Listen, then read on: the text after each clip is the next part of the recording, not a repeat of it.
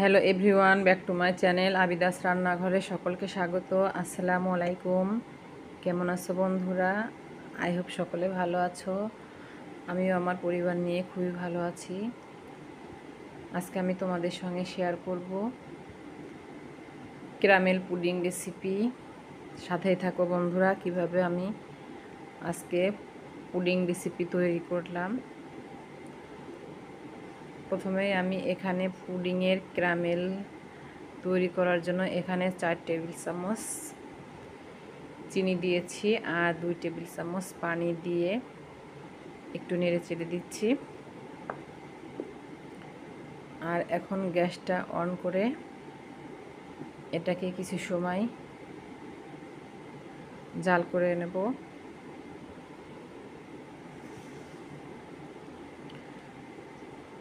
আর যখনই দেখব এই ক্যারামেলের চার সাইডটা একটু লালচে ভাব এসেছে, তখনই এটাকে আমি একটু নেড়ে চেড়ে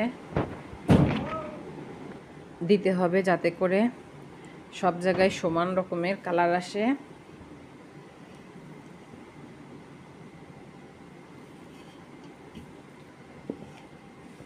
তো ক্যারামেলটাকে আমি একটু নেড়ে চেড়ে দিচ্ছি। আর এখন আমি গ্যাসটাকে কিন্তু বন্ধ করে দিয়েছি, কারণ বেশি যদি কালার আনতে চাই তাহলে কিন্তু এটা থেকে পোড়া একটা স্মেল আসবে, খেতেও কিন্তু ভালো লাগবে না।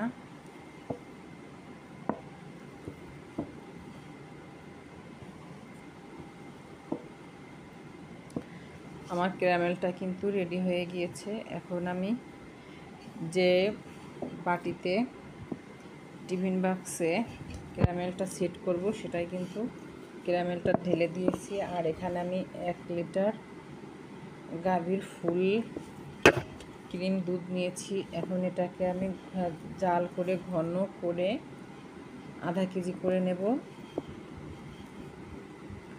আর এখানে আমি কিন্তু কিছুটা চিনিও অ্যাড করে দিয়েছি। আমি 1 কেজি দুধের ভিতরে এখানে 1/4 কাপ চিনি দেব। তো এখানে কিছুটা চিনি দিয়েছি আর কিছুটা চিনি আমি ডিমের সঙ্গে ফেটিয়ে নেব। তো দুধটাকে অনবরত নেড়ে সুন্দর করে আমি ঘন করে নেব, যাতে যতটা দুধ ঘন করা যাবে ততই কিন্তু পুডিংয়ের টেস্টটা ভালো আসবে। আর এদিকে আমি 1 কেজি দুধের জন্য 3টা ডিম নিয়েছি। তো ডিমটা যদি ছোট হয় তোমরা কিন্তু আর একটি ডিম বেশি নিতে পারো 1 কেজি দুধের জন্য। তো এই তো এখানে আমি চিনি দিয়েছি, চিনিটা দিয়ে ডিমটাকে হ্যান্ড উইশের সাহায্যে ভালোভাবে ফেটিয়ে নেব।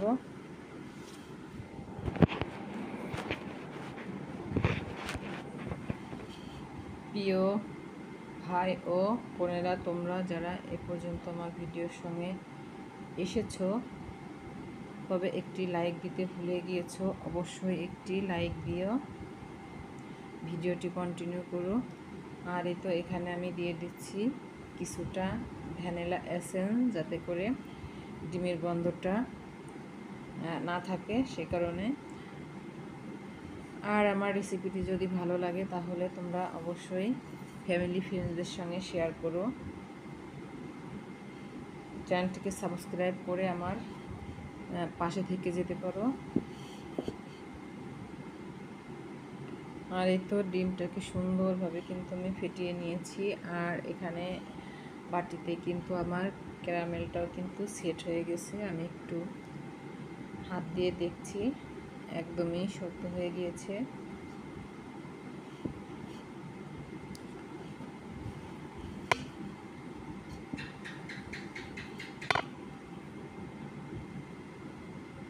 আবারও আমি ডিমটাকে আর একটু ফেটিয়ে নিচ্ছি। আর দুধটাকে অবশ্যই কিন্তু একদম ঠান্ডা করে নিতে হবে, গরম থাকলে কিন্তু ডিমটা এখানে আর কি ছানা ছানা ভাব হয়ে যাবে, জমে যাবে। তো দুধটাকে আমি কিছুক্ষণ চুলা থেকে নামিয়ে আর একটা পাত্রে কিন্তু ঠান্ডা হতে দিয়েছি। আর এখন দুধটাকে আমি ডিমের সঙ্গে ঢেলে দিয়ে মিশিয়ে নেব।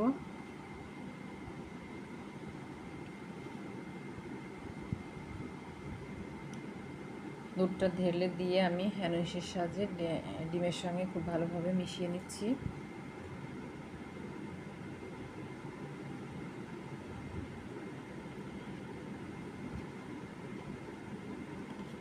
এখন এটাতে আমি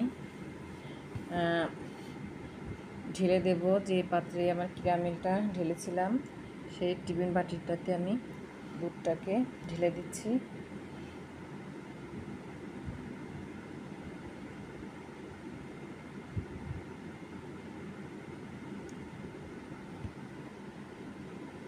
আর ডিমের পুডিংটা আজকে আমি পানির ভাপে করব। তোমরা চাইলে কিন্তু ওভেনেও করতে পারো। তো ওভেনে করলে সেক্ষেত্রে ওভেনের যে ট্রেটা আছে সেটার ভিতরে কিন্তু পানি দিয়ে এটাকে অল্প সময়ের ভিতরে কিন্তু ব্রেক করে নিলেই কিন্তু ডিমের পুডিং রেডি হয়ে যায়। তো আজকে আমি গ্যাসে কিন্তু ডিমের পুডিংটা সেট করব বা তৈরি করব। আর এখানে আমি একটি পাতিলের ভিতরে কিন্তু একটি কাপড় দিয়ে দিয়েছি। আর এই কাপড়টা দেওয়ার কারণ হচ্ছে, যখনই আমি এই টিফিন বক্সটাকে ভাপ ওঠে দেব, যাতে করে এই বাটিটা আর কি নড়ে না যায়, ঠিকভাবে বসে থাকে, সেই কারণেই দেওয়া। কাপড়ের পরিবর্তে তোমরা কিন্তু টিস্যু পেপারও দিতে পারো। তো এখন আমি একটি ঢাকনা দিয়ে টিফিন বাটির মুখটা লাগিয়ে দেব। তো যেহেতু এটা প্রেসার কুকারের টিফিন বাটি, এটার কিন্তু ঢাকনা নেই, তো সে কারণে আমি একটা হাফ প্লেট, ছোটো একটা প্লেট উপরে দিয়ে তারপর হচ্ছে ঢাকনা দিয়ে এটাকে ঢেকে 20 থেকে 25 মিনিট কুক করে নেব। তো আমার এটাকে কুক করতে আমার 25 মিনিট সময় লেগেছে। 25 মিনিট পরে কিন্তু আমি এটা উঠিয়ে নিয়েছি বা ঠান্ডা করেও নিয়েছি। আর ঠান্ডা করে আমি এখানে ডিমের পুডিংটাকে মোল্ড আউট করে নেব। তো একটা প্লেট নিয়েছি, প্লেটের উপরে আমি পুডিংটাকে ঢেলে নিয়েছি। তো বন্ধুরা, আজকের মতো ভিডিওটা এ পর্যন্ত। সবাই ভালো থেকো, সুস্থ থেকো, আল্লাহ হাফেজ।